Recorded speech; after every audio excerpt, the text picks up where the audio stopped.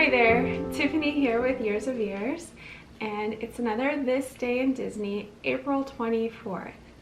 So, a couple days ago, we talked about the opening of Animal Kingdom, which was really cool and a lot of fun to talk about. And then on this day, the premiere or airing of an episode of Sabrina the Teenage Witch aired on ABC in 1998 as well. And they actually filmed it a week before at Disney World. And the episode is about Sabrina and her classmates, friends, all the students going on a field trip to Disney World. And they spend most of their time at Animal Kingdom. So I think it was there to promote the park and to get people excited to go. It's really fun. It's kind of crazy.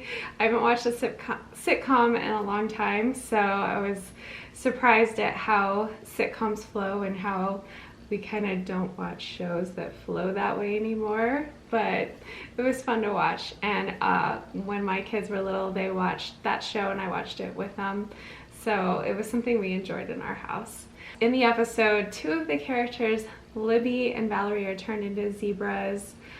Sabrina makes a potion and they accidentally drink it, of course. And simultaneously, Sabrina's boyfriend, I think in that episode they're just friends, is actually like a guide on Kilimanjaro Safari. So he's magically a guide on the ride. And I found this really interesting because during the whole, every time they cut to his scenes, he's sitting, like, you know how you have the driver who is also the guide and speaks to us? Well, he's turned around sitting on the edge right behind the driver. And it just makes me think of all the times I've heard people be told to sit down and how dangerous it is for people to be sitting up on a ledge like that, and he's sitting up on the ledge the whole time, and I was completely distracted by that. Which is funny, but it's a cute episode, and I think it's neat that they were promoting the opening of Animal Kingdom that way by incorporating it in a popular ABC TV episode. I love when they do things like that, or at least they used to. Hopefully they'll like things can coordinate to do those things again. I don't know if we're gonna get another park in the future. Obviously, it's a dire time not to talk about openings of new parks, but wouldn't it be fun to get a fifth park at Disney World? I think so. Also on this day, April 24th, Imagineering legend Marty Sklar announced in a letter to all the Disney Imagineers that he will say goodbye to Walt Disney Imagineering on July 17th. He worked for the Disney company for 54 years.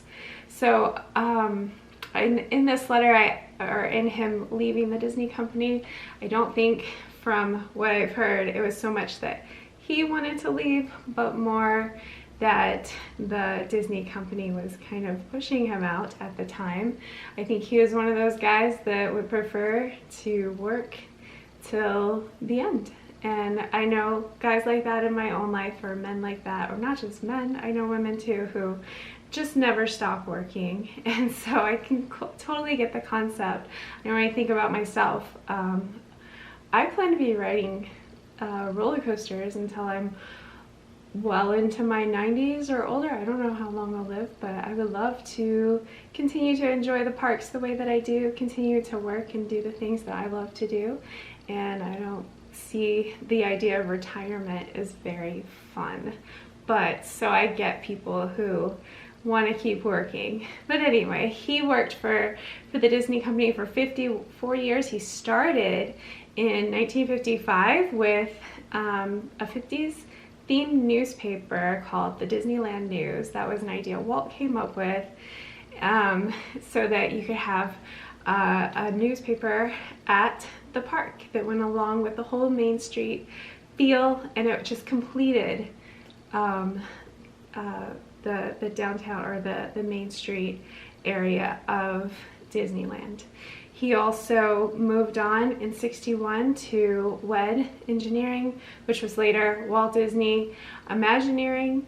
Walt basically thought he could use his skills more, so he moved him there. And in fact, he helped with a lot of attractions.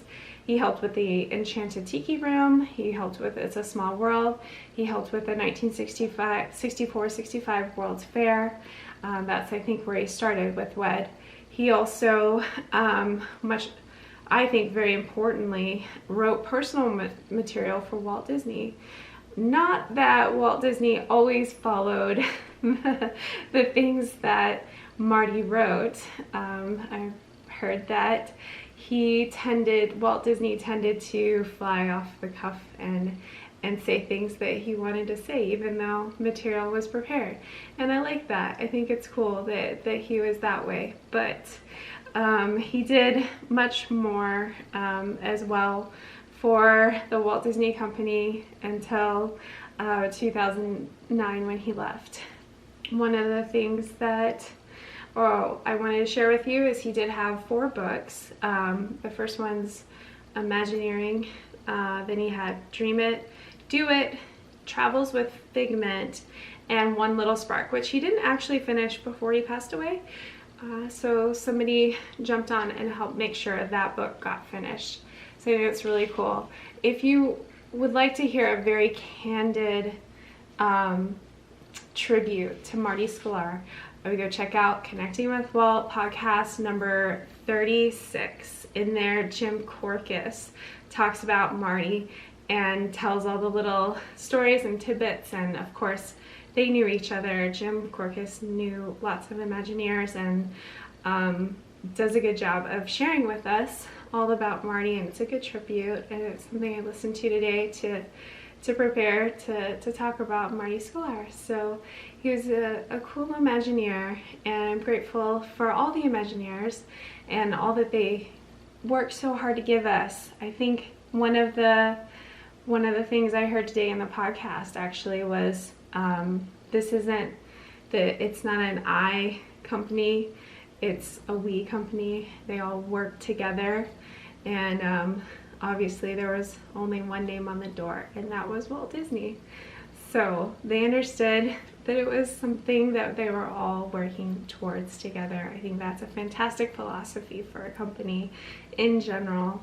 But when you're thinking of Imagineering, if you're thinking of rides, if you're thinking of the movies, if you're thinking of any cartoon, anything that was done by the Walt Disney Company then and now, it's not ever one person who's really behind the creativity. It's a group of people who have learned to work together, and I think if Imagineering or animation is something that you want to do in your future, this is something I tell my children, is you have to be able to work together with the people that can make it fantastic. So being able to work with a group is really important, I think, in the Walt Disney Company, and has been for a long time. So lastly, in this day, in 2013, Disney rolled out the Monsters University Monorail for the movie, which would debut June 21st of 2013. I remember this. We were at the park at around the time, and I don't believe we actually got to ride the Monsters University Monorail. I think we saw it and kept being like, oh, I hope we get to ride it. But I love themed monorails. In the future, we got to ride other themed monorails. I know Brad and Miles actually rode, it was the last day of one of our vacations, and while we were packing and getting everything ready, when all that was done, we had a little more time before we flew back to Illinois, and so they went and did a little trip around the Seven Seas Lagoon on the Avengers monorail, and there's a little bit more to that story, so maybe we'll share it in the future. It was a fun moment with Miles and his dad. So I love the theme monorails. I can't wait to ride the monorails again. I love them. I remember riding them on the last day that we were at Magic Kingdom. Going over there, and I look forward to riding them again. And hopefully we'll be back and riding monorails and hanging out at the park soon. And so that's it for this day in Disney, and I hope you have a great day. Bye!